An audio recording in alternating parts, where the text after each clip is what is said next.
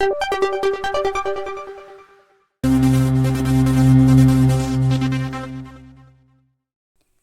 बच्चों, कैसे हो? उम्मीद करती हूँ कि आप बहुत अच्छे होंगे और आपकी पढ़ाई भी बहुत अच्छे से हो रही होगी। तो आज यहाँ पर हम कक्षा तीसरी की एफएलएन अंकुर अभ्यास पुस्तिका के अंतर्गत सप्ताह 22 पाठ 18 ऐसे भी होते हैं घर के प्रश्नों को हल करने वाले हैं बच्चों।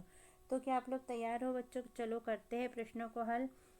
यहाँ है सप्ताह 22 का दिवस 1, वर्कशीट नंबर है 115। सीखने के बिंदु है घरों की संरचना को उस स्थान की जलवायु परिस्थिति से संबंधित करना, विभिन्न राज्यों में पाए जाने वाले विशेष प्रकार के घरों का वर्णन। सोचो के अंतर्गत अभ्यास क्रमांक पहला है, यदि घर न हो तब आपको क्या समस्या होगी? तो उत्तर, यदि घर न हो तो बारिश, हवा, धूप, ठंड से बचत नहीं होगी और बिना घर के बहुत परेशानी होगी।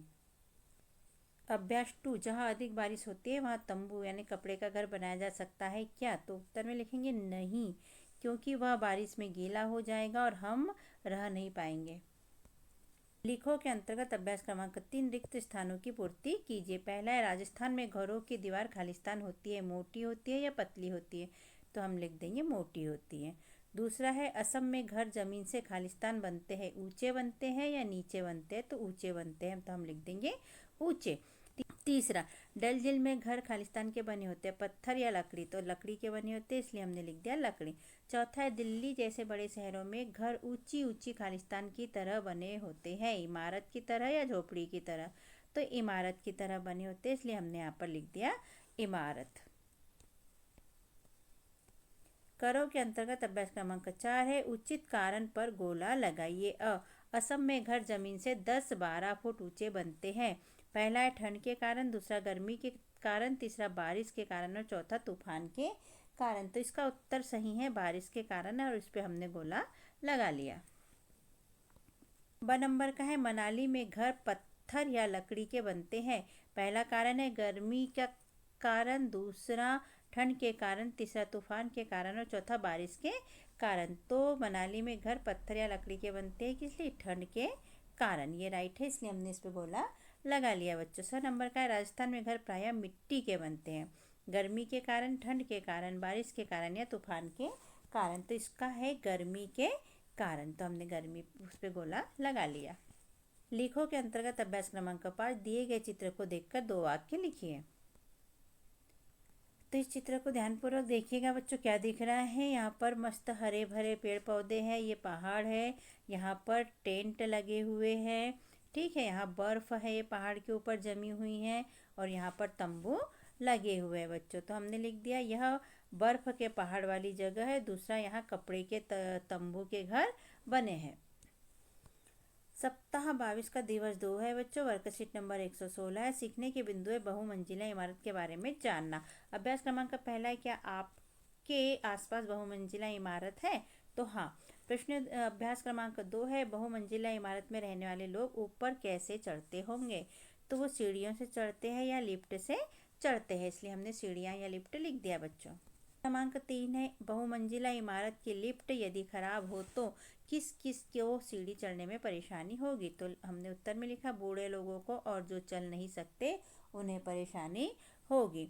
अभ्यास क्रमांक 4 है, बहुमंजिला इमारत के क्या फायदे मतलब लाभ होते हैं? तो कम जगह में ज़्यादा घर बन जाते हैं, ये बहुमंजिला इमारत के फायदे होते हैं बच्चों, ठीक है। पता करो के अंतर्गत अभ्यास क्रमांक 5 है, बड़े शहरों में बहुमंजिला इमारतें क्यों बनाई जाती है? तो उत्तर में लिखेंगे बड़े शहरों में बहुमंजिला इमारतें इसलिए बनाई जाती है क्योंकि वहाँ मकान बनाने के लिए जगह कम होती है। अभ्यास क्रमांक 6 है, ऐसे 5 शहरों के नाम लिखिए जिसमें बहुमंजिला इमारतें है। तो हमने लिख दिया पूना, बम्बई, जबलपुर, भोपाल और नागपुर। आप यहाँ दूसरे शहर भी लिख सकते हैं बच्चों। बनाओ के अंतर्गत अभ्यास क्रमांक 7, बहुमंजिला इमारत का चित्र बनाकर उसमें रंग भरिए। तो यहाँ पर देखो बच्चों, हमने ये बिल्डिंग बनाई है बहुमंजिला इमारत, इसको मल्टी कहते हैं, और इसमें कलर भी भर दिया। यहाँ कितनी मल्टी है? तो 1 2 3 4 5 6। इसमें ये खिड़कियाँ हैं, यहाँ लाइट लगे हुए हैं, यहाँ पर डिजाइन बनी हुई है, ठीक है। तो आप भी ऐसा बना लीजिएगा। सोचो के अंतर्गत अभ्यास क्रमांक 2 है, दिल्ली जैसे बड़े शहरों में जो काम की तलाश में जाते हैं आते हैं, अक्सर उनके पास घर नहीं होते। तो वे कहाँ रहते हैं? तो उत्तर में हम लिख देंगे वे तंबू का घर बनाकर रहते हैं। अभ्यास क्रमांक 3 है सड़क व फुटपाथ पर जो लोग रहते हैं उन्हें किस तरह की समस्याएं आती होगी? तो उत्तर में लिखेंगे हम उन्हें ठंड, गर्मी, बारिश आदि से परेशानी होती होगी। अभ्यास क्रमांक 4 है बड़े शहरों में लोगों को झुग्गी झोपड़ी में क्यों रहना पड़ता है? तो इसका उत्तर लिखेंगे कि बड़े शहरों में लोगों को झुग्गी झोपड़ी में इसीलिए रहना पड़ता है क्योंकि उनके पास रहने के लिए घर नहीं होते हैं। अभ्यास क्रमांक 5 है बड़े शहरों में मकानों की कमी के क्या कारण है? तो उत्तर में लिखेंगे कि बड़े शहरों में मकानों की कमी इसीलिए है क्योंकि बड़े शहरों में लोगों की संख्या ज़्यादा होती है। अभ्यास क्रमांक 22 दिवस 4 है बच्चों, वर्कशीट नंबर है 116। सीखने के बिंदु है घरों में विविधता से परिचित कराना। तो बच्चों आप ऐसा लिख लीजिएगा। कैसा लगता है बच्चों आपको हमारा समझाना, लिखवाना या पढ़ाना? यदि अच्छा लगता है तो चैनल को सब्सक्राइब कीजिएगा बच्चों, वीडियो को लाइक कीजिए, शेयर कीजिए और कमेंट भी लिखिए जिससे कि हमें मोटिवेशन मिलते रहे और हम वीडियो बनाकर अपलोड करते रहे। तो सब्सक्राइब करना ना भूलिएगा बच्चों, सब्सक्राइब कीजिएगा, लाइक कीजिएगा। तो यहाँ बताओ के अंतर्गत देखो बच्चे, यहाँ बिल्डिंग से दी है, ये कच्चा मकान दिया है, ये भी मकान दिया है, ये टेंट दिए है, ये बहुमंजिला बिल्डिंग से दी गई है, ये पक्का मकान दिया है, ये बहुमंजिला बिल्डिंग से दी है। प्रश्न देख लेते हैं क्या पूछा है। अभ्यास क्रमांक 1 में पहला है दिए गए चित्र किसके है? तो ये घर के चित्र हैं, ठीक है, मकान के चित्र है। इनमें से कौन कौन से घर देखे हैं? तो मौखिक बोल के बता दीजिएगा बच्चों कौन कौन से देखे हैं। हमने झोपड़ी भी देखी है, बहुमंजिला मकान भी देखे, पक्के मकान भी देखे हैं, ठीक है। आपको घर इनमें से किस प्रकार का, आपका घर इनमें से किस प्रकार का है? तो हमारा घर इसमें से इस प्रकार का है, ठीक है। तो ये लिख लीजिएगा। घर किन किन वस्तुओं से बनता है? तो पक्का घर रेत, लोहा, सीमेंट आदि से बनता है और कच्चा घर मिट्टी, घास, बांस इन चीज़ों से बनता है। करो के अंतर्गत अभ्यास क्रमांक 2 मिलान कीजिए। यहाँ पर मिलान करना है बच्चों, मतलब सही जोड़ी बनाना है। तो पहला दिया हाउस बोट, दूसरा तंबू, तीसरा झोपड़ी और चौथा दिया बहुमंजिला इमारत। इधर दे दिया रेत, सीमेंट, घास फूस और कपड़े से और लकड़ी से।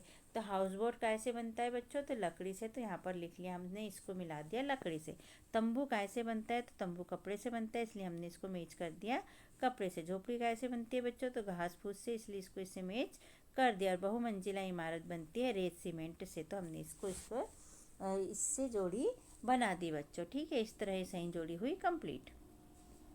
अभ्यास क्रमांक 3 के अंतर्गत पर्वतारोही पर्वतारोहण के समय रहने के लिए किसका उपयोग करते हैं? तंबू का, झोपड़ी का, हाउस बोट का। तो यहाँ पर लिख देंगे तंबू का उपयोग करते हैं।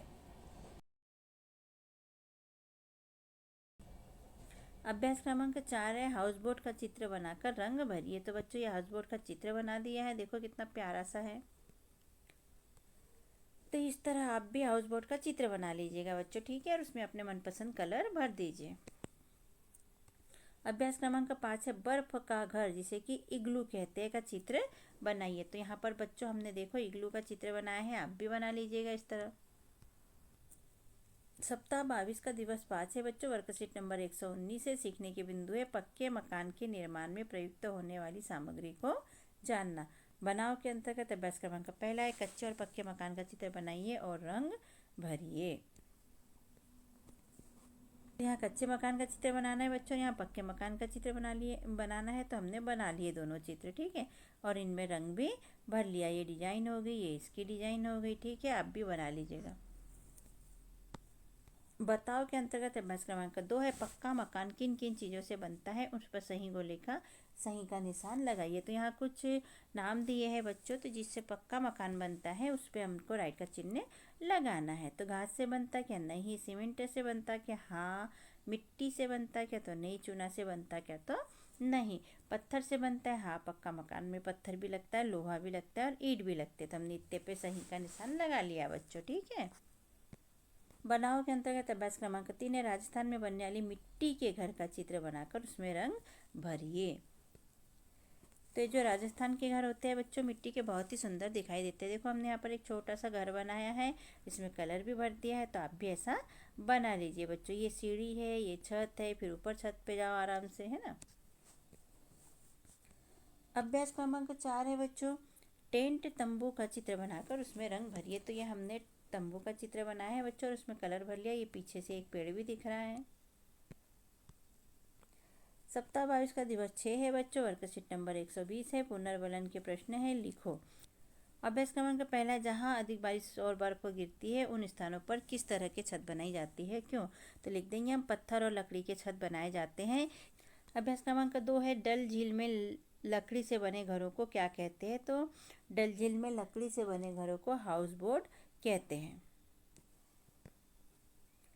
प्रश्न तीसरा है, डल झील में लकड़ी की जगह लोहा, सीमेंट, ईंट का घर बनाते तो क्या होता?